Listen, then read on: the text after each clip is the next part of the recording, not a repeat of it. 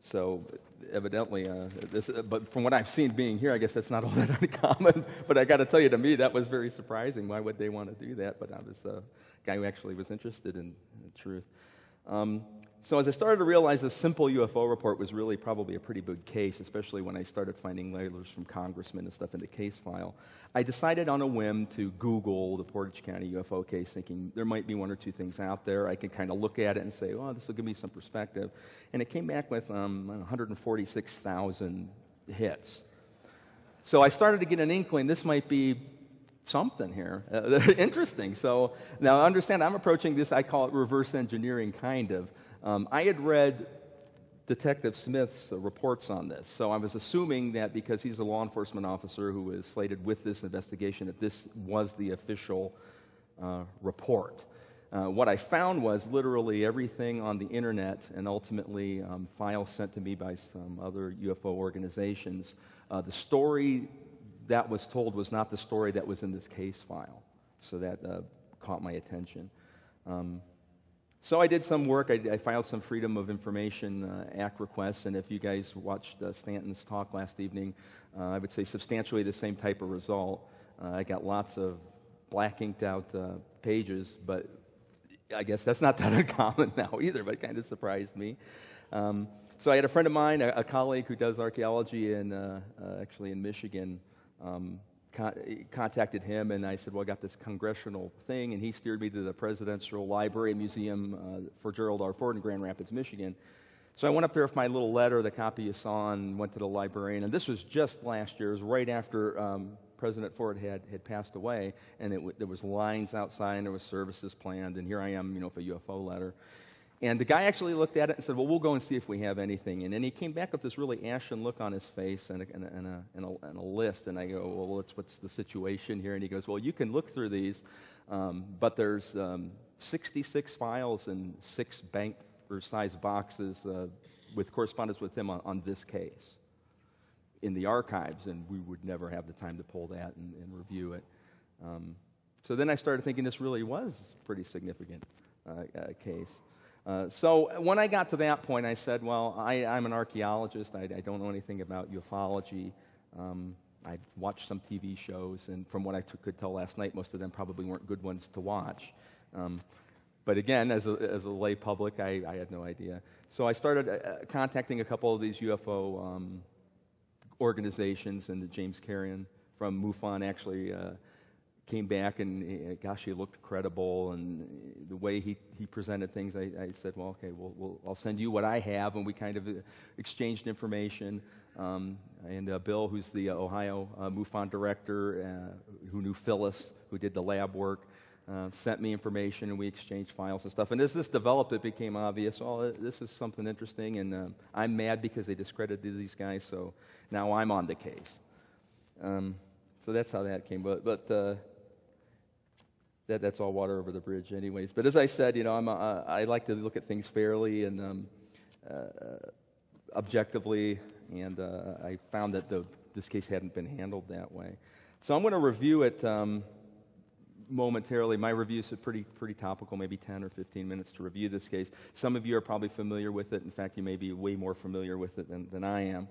So to refresh your memories if you haven't looked at the case lately, and if you're not familiar with it, this will be a good introduction to a case that I truly feel needs to be investigated by credible ufologists to pick this up and take what I found and take it to some conclusion.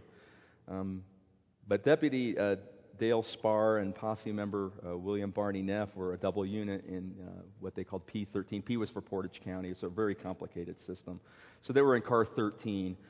Patrolling the southern quarter of Portage County. They were actually the southeast corner unit on April 17th, 1966.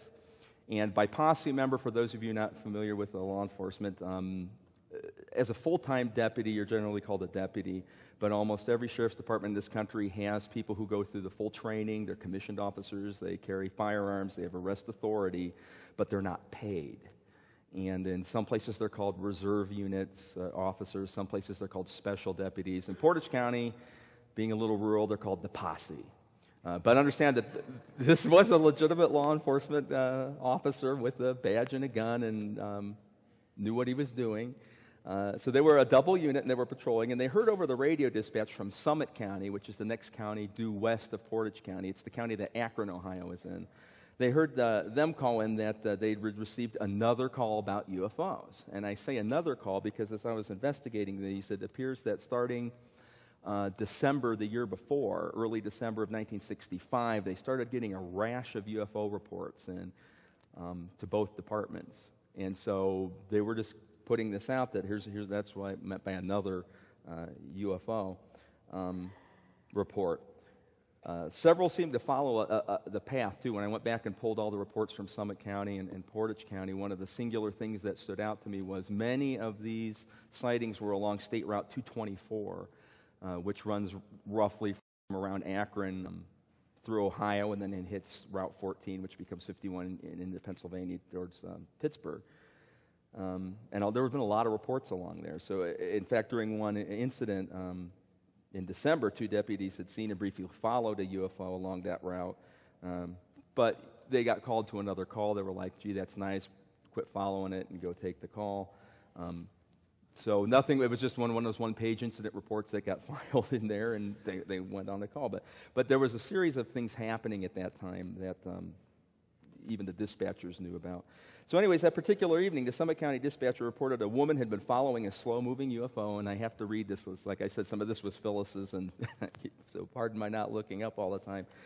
She described it as huge, and it was heading east down State Route 224, and they wanted deputies to go out and tell her what this was. But it was almost to the Portage County line, so the Summit County dispatcher was telling the Portage County dispatcher, just as a heads up, we got another report, keep your eye out. Well, just at that time, P-13 was dispatched to a vehicle accident at State Route 224 and State Route 44 in Randolph Township. And they arrived just as an ambulance was leaving. There was one person injured. He was the only driver, and he snapped off a power pole. And they were there just to sit and wait for the power company, and the guy was taken to the hospital. The power company crew did arrive, started working, and something I can tell you that would not happen today was the power company crew said, hey guys, since you're just sitting there on your keisters, can you go get us some coffee? And they were like, yeah. Try that with a cop today on an accident scene. Tell him, hey, can you run and get me a cup of Joe? But they noted the time is about 4:30 a.m., and they left to go get a cup of coffee. The nearest restaurant that would have been open at that time is a restaurant that was called the Deerfield Circle Restaurant, because there's a traffic circle where 224 and Route 225 and State Route 14 all come together in Deerfield, and it's literally just a big traffic circle, and there's a restaurant sitting there called the Circle Restaurant, and it was an all-night greasy spoon, so they were going there to get the coffee, and that's what this slide's alluding to. To continue, well, they arrived and got the coffee at the Circle Restaurant. They talked briefly to a night cook and the waitress who was on duty. And remember that, because they actually play a role here coming up shortly. And then they headed back west down 224. They said they were there for approximately 5 minutes at the restaurant time. So as they're returning to the power company crew, and it's a 4-lane divided highway at this point, which is uncommon in Portage County, they spotted on the eastbound side a car that was pulled over and apparently abandoned. The lights were turned off, it was just sitting on the side of the road. Well, they had just been by there 10 minutes earlier, and they knew it wasn't there, so as was the policy, they decided they'd better check out to see if somebody broke down. They might be walking for a gas station. It's the middle of the night. They wanted to see what it is, so they turned around and pulled in behind it to investigate. What they did, and they still do this today in law enforcement, is it's a double unit. So Dale got out, walks up, and he's approaching the driver's side door of the vehicle. Barney gets out, and he goes to the passenger side, and he's standing at the back corner. That's to make sure something doesn't come out of the trunk, and you got a different, they like to say a different angle of view to see the occupants who may be inside. In reality, it's because that way you don't get in each other's line of fire should you necessarily have to use a firearm. And one of the things that Dale noted was that the car had a boatload of antennas on it, and this is important to remember too, a lot. He said way more than even on their police car, and there was a lot of radio equipment inside. And he also recalled there was a strange insignia on the door, and at the time he glanced at it and thought, well, this is kind of weird, and it's painted on the door, but it just didn't add up why there would be all these antennas in the car with an insignia.